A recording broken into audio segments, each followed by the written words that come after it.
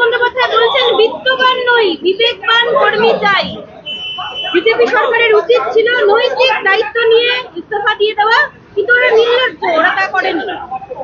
একটা দল তৈরি হয়েছে দল ছুটদের নিয়ে। শহীদের মঞ্চে দাঁড়িয়ে কজন শহীদ হয়েছে তার নাম একবারও শুনেছেন? শহীদের পরিবারের আবেগের সঙ্গে প্রতারণা করে আজকের এই সভা চলেছে। কার্যত এটা শহীদের সমাবেশ নয়, শহীদের প্রতি সম্মান জানানো নয়, সর্বভারতীয় রাজনীতিতে একটু প্রাসঙ্গিক হওয়ার আপ্রাণ চেষ্টা করা। পশ্চিমবঙ্গের দৈনন্দিন জ্বলন্ত সমস্যা থেকে পশ্চিমবঙ্গের প্রতিনিয়ত আইন শৃঙ্খলার এই চূড়ান্ত অবনতি থেকে মানুষের দৃষ্টি ঘোরাতে এই ধরনের বিবৃতি চলেছে। বারবার করে বললেন যে মা বোনেদের সম্মান করুন, সম্মান দিন। তৃণমূল মানে পরিশ্রমী দল, আত্মত্যাগের দল।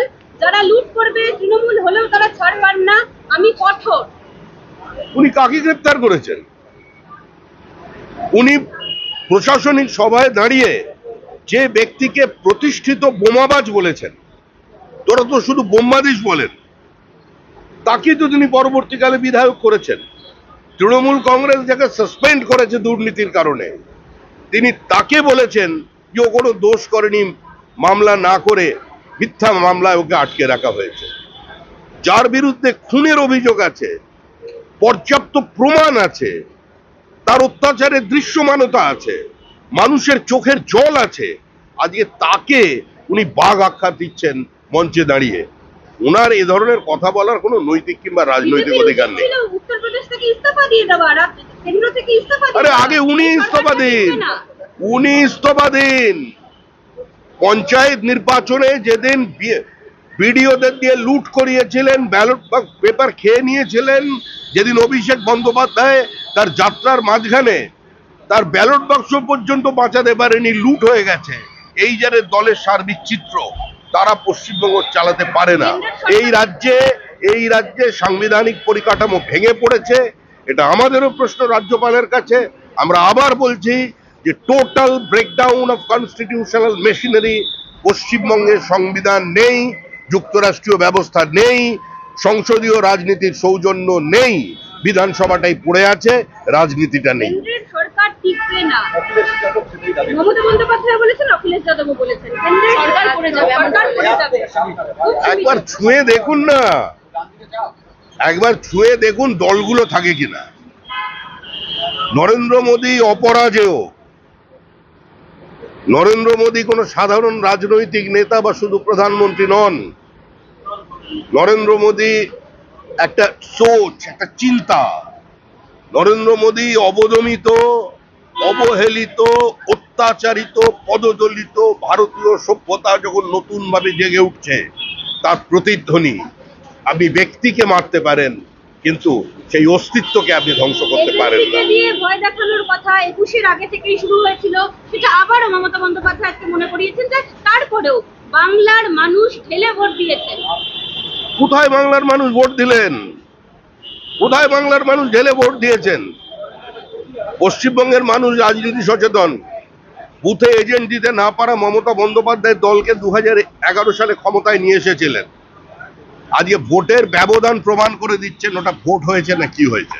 হিন্দুস্তানের সঙ্গে সম্পর্ক ভালো বলছেন মমতা। জোটের কথা বলা, অখিলেশ যাদবকে নিয়ে আসা, ইন্ডিয়া জোটের কথা বলা, আবার অন্যদিকে বলছেন মালদায় আপনারা কেন ভুল বুঝলেন, কেন ভোট দিলেন না জানি না, কংগ্রেসকে জেতালেন এবং অন্য একটি দলকে জেতালেন। 26-এ মালদার আমসত্ব আমি খাবই। একদিকে ইন্ডিয়া জোটের ছবি বলছেন, অন্যদিকে কংগ্রেসকে তিনি মালদার, ওনাকে মালদা ফেরাবে না। উনি আমাদের রাজ্যের মুখ্যমন্ত্রী। 26 সালের আগেই মালদার মানুষ ওনাকে ফজলি আমের আচার খাইয়ে দেবে। তৃণমূল কংগ্রেসকে গোটা উত্তরবঙ্গ প্রত্যাখ্যান করেছে। তৃণমূল কংগ্রেস দক্ষিণবঙ্গের জঙ্গলমহলে পরাজিত।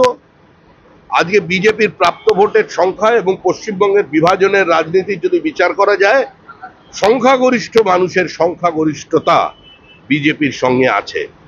বাইনারি সেট হয়ে আছে। ভোট কেটে যারা মমতা বন্দ্যোপাধ্যায়কে নো ভোট টু বিজেপি বলে সাহায্য করেছেন কয়েকটি সিটে জেতার, তারাও সম্পর্কে তাদের যারা সমর্থক তারাও বুঝতে পেরেছেন যে আগে তৃণমূল কংগ্রেসকে সরাতে হবে, তারপরে যে যার পতাকাকে খুঁজে নিতে কিন্তু হবে। অখিলেশ যাদবকে একদিকে নিয়ে আসা, অন্যদিকে কংগ্রেসকে নিয়ে বলা, ইন্ডিয়া জোটের কি ছবি আজকে 21শে জুলাইয়ের মঞ্চ থেকে তাদের দেখা গেল? দেখুন, ওরা চেষ্টা করুন, আমরা তো আগেই বলেছিলাম এখন থেকে চেষ্টা করুন, এখন থেকে নেট প্র্যাকটিস চালু করুন, তাহলে 2029 সালে একটা সংঘবদ্ধ বিরোধী শক্তি হিসেবে আত্মপ্রকাশ করতে পারবেন। যে আপনি এই প্রশ্ন অধীর রঞ্জন চৌধুরীকে করুন যে অখিলেশ যাদব এই কথা বলছেন, আপনাদের জোট সঙ্গী একসঙ্গে নির্বাচনে লড়েছিলেন, আপনার মতামত কি? আজকে কংগ্রেসের সর্বভারতীয় সভাপতিকে প্রশ্ন করুন, মুর্শিদাবাদ পর্যন্ত যখন ভোট চলছিল কোনো বিবৃতি নেই, মুর্শিদাবাদ পেরিয়ে যাবার পরে যখন সিপিএম মূলত আসনগুলোয় লড়ছিল বাম প্রার্থীরা, তখন হঠাৎ কেন মেরে মন কি গঙ্গা ওর তেরে মন কি যমুনা बोल রাধা बोल संगम होगा कि नहीं, কেন এটা করেছিলেন তিনি? তাকে উত্তর দিতে হবে। অভিষেক বন্দ্যোপাধ্যায় দাবি করেছেন যে শিক্ষা দুর্নীতিতে যদি পার্থ চট্টোপাধ্যায়কে গ্রেপ্তার করা হয় তাহলে ধর্মেন্দ্র প্রধান নিট বাদ যাবে দুর্নীতিতে ধর্মেন্দ্র প্রধানকে কেন গ্রেপ্তার করা হবে? মানুষ এখনো সমাজবাদী পার্টির শাসনকে উত্তরপ্রদেশে ভুলে যায়নি। যে মানুষ এবার বিজেপির বিরুদ্ধে ভোট দিয়েছেন তিনিও বলছেন যে আমরা চাই যোগীজিকে, কারণ আমার মেয়েটা সন্ধ্যা 5টার পরে বাড়ি থেকে বেরোতে পারছে। আর কোন দুর্নীতির সঙ্গে কোন দুর্নীতির তুলনা করছেন? পার্থ চট্টোপাধ্যায়কে গ্রেপ্তার করা হয়েছে কোর্টের নির্দেশে, কোর্টের নজরদারিতে। মামলা করুন না, সুপ্রিম কোর্টে মামলা চলছে তো, সাবজুডিস ম্যাটার। সুপ্রিম কোর্ট তার অবজারভেশন জানিয়েছে। প্রথমে সুপ্রিম কোর্টই বলেছিল কোনো পেপার লিকেজ নেই, তারপরে এই সরকার এই দুর্নীতি রুখতে বদ্ধপরিকর, জিরো টলারেন্স দেখিয়েছে। সারা ভারত ব্যাপী বিভিন্ন জায়গায় বহু মানুষকে গ্রেপ্তার করা হচ্ছে, নির্মূল করে দেওয়ার প্রচেষ্টা হচ্ছে, তাতে ওর দলের লোকজন ধরা পড়বে, বেশি দূরে নেই। অভিষেক বন্দ্যোপাধ্যায় আগাগোড়াই একটা শুদ্ধিকরণের বার্তা, ইমেজ একটা পরিবর্তনের বার্তা, শুদ্ধিকরণের ডাক দিচ্ছেন। যেখানে বলছেন যে টাকা পয়সা নয়, বিত্তবান বিবেকবান কর্মী চাই। তাহলে কেন দল এই কোথাও কি situation? দুর্নীতি তৃণমূলের মাথায় চড়ে উঠে দেখুন, এই কথাগুলো আপনি কলকাতা শহরে বিমানবন্দরের গেটে দাঁড়িয়ে আমায় প্রশ্ন করছেন। এই প্রশ্ন যদি আপনারা প্রত্যন্ত গ্রামে গিয়ে কোনো প্রান্তিক মহিলাকে করেন, তিনি হয় বুঝবেন যে আপনাদের মানে চিকিৎসার প্রয়োজন আছে, আর না হলে উনি হেসে পালিয়ে যাবেন। তৃণমূল কংগ্রেসের দুর্নীতি, তৃণমূল কংগ্রেস বিত্তবান। একটা অনুজ পাণ্ডের বাড়ি নিয়ে তোলপাড় হয়ে গিয়েছিল গোটা পশ্চিমবঙ্গের রাজনীতি।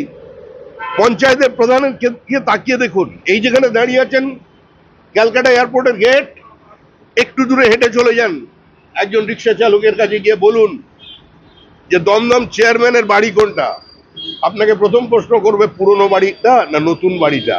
বাড়িটায় আপনি যাবেন, গিয়ে দেখে আসুন, তারপরে বলবেন বিত্তবান।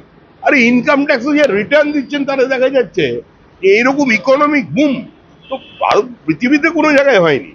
একদিকে বলছেন নরেন্দ্র মোদী ধ্বংস করছে দেশকে, আর অন্যদিকে তৃণমূল কংগ্রেসের কর্মী নেতা মন্ত্রীদের তারা পুরে ভেবে উঠছে। এটা সম্ভব কি করে?